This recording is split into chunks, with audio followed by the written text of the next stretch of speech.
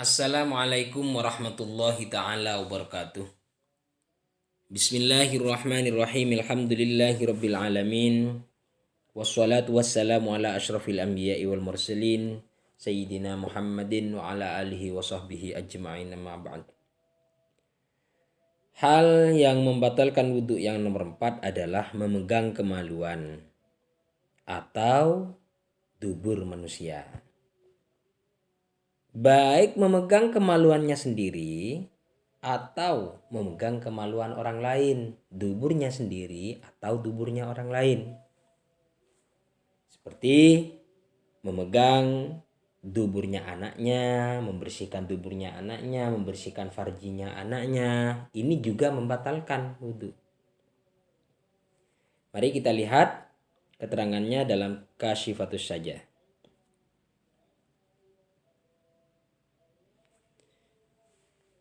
Bismillahirrahmanirrahim. Ar-Rabi'u. Yang nomor 4, hal yang membatalkan wudhu adalah masuk bulil adamiyih walau sahwan walau mubanan haitsu summiya farjan. Adalah memegang kubulnya anak Adam, kemaluannya anak Adam yang di depan maksudnya. Walaupun memegangnya itu dalam keadaan lupa atau sudah terputus, sekiranya nama farjinya masih melekat kepada barang yang terputus tadi. Artinya tidak serupa dengan yang lain. Memang kelihatannya memang farji, dakar ya dakar gitu. Walau asallah, walaupun tidak berfungsi, cacat, lembek dan sebagainya, seperti tangan tidak berfungsi gitu kan. Itu kalau dipegang tetap kemaluan itu walaupun tidak berfungsi. Walau sawiron, walaupun dari anak kecil, au maitan atau mati, min nafsihi, dari miliknya sendiri atau miliknya orang lain, awairihi. Wa huwa fir rajuli jami'u nafsil qadibih au mahallu qat'ihi. Kubul yang membatalkan wudhu kalau dari orang laki-laki adalah semua peringnya itu loh, semua peralon itu loh, paralon. Atau tempat terputusnya peralon itu. La ma tambutu alaihil anatuh, bukan tempatnya tumbuhnya bulu-bulu anah, bulu, bukan tempatnya itu. Tapi yang panjang itu kalau dari orang laki-laki. Wal baydatani, dan juga bukan telurnya, bukan. Kalau telurnya dipegang tidak apa-apa.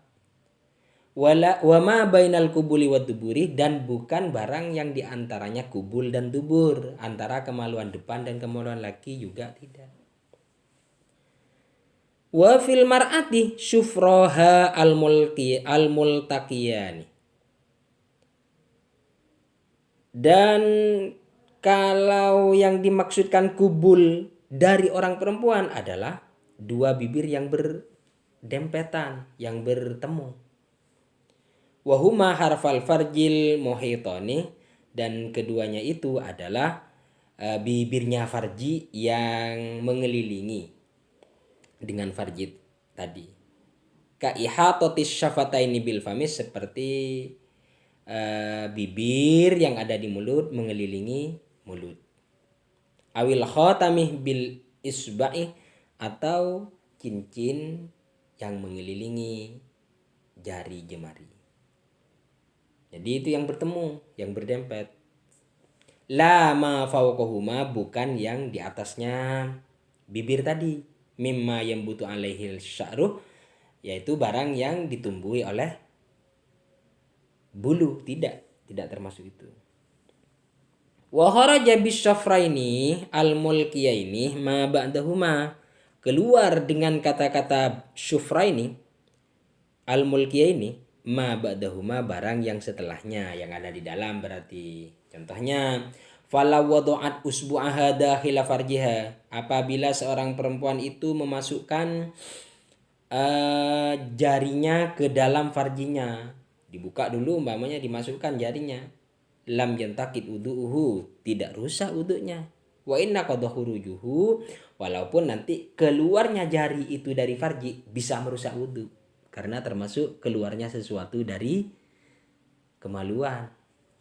Seperti batalnya wudhu yang nomor 1 itu namanya keluar kencing, kan batal wudhu. Sama dengan keluarnya jari dalam farji, itu bisa mengeluarkan bisa membatalkan wudhu. Wa min dzalikah al-badruh, dan termasuk di antara farji yang membatalkan wudhu atau termasuk dari kemaluan yang membatalkan wudhu adalah kelentit, itil ya, biwat hilbaih dengan memakai fa-nya ba. Wa huwa lahmatun bi alal farji, yaitu daging yang ada di farji paling atas.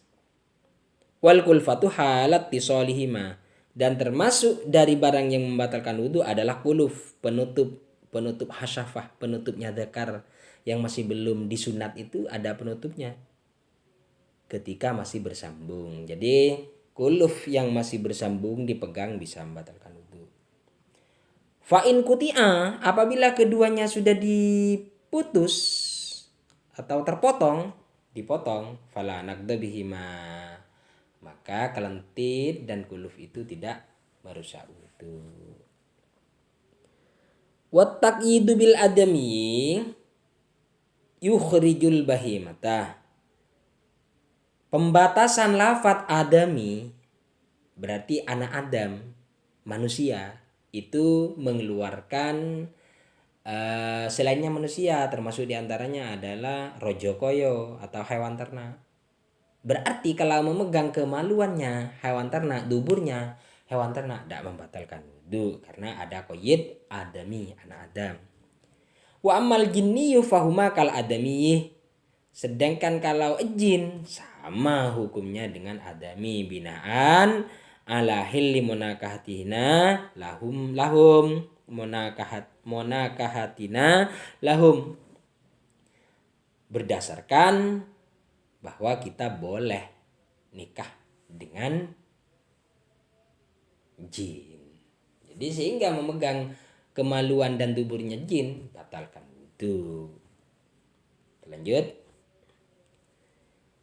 Dipegangnya ini pakai apa yang bisa membatalkan wudhu? Bibat nirrohatih au butunil asobe, dengan perutnya telapak tangan atau perutnya jari jemari.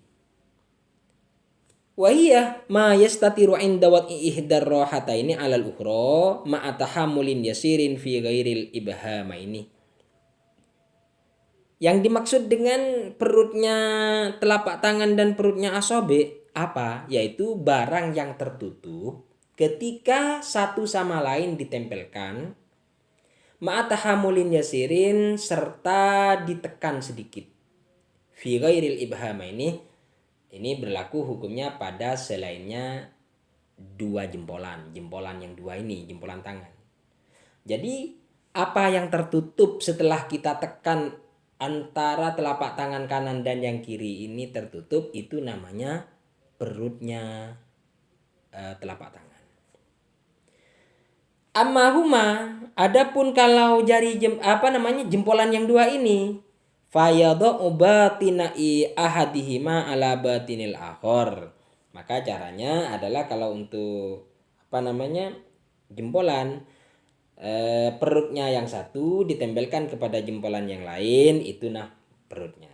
Karena kalau kita tempelkan telapak itu kayaknya jempolan ini tidak tertempel perutnya. Oleh karenanya ini berlaku untuk kedua jempol ini berlaku hukum khusus, yaitu kita tempelkan jempolan yang satu yang kanan dengan jempolan yang kiri. Nah, yang tertempel itu adalah perutnya.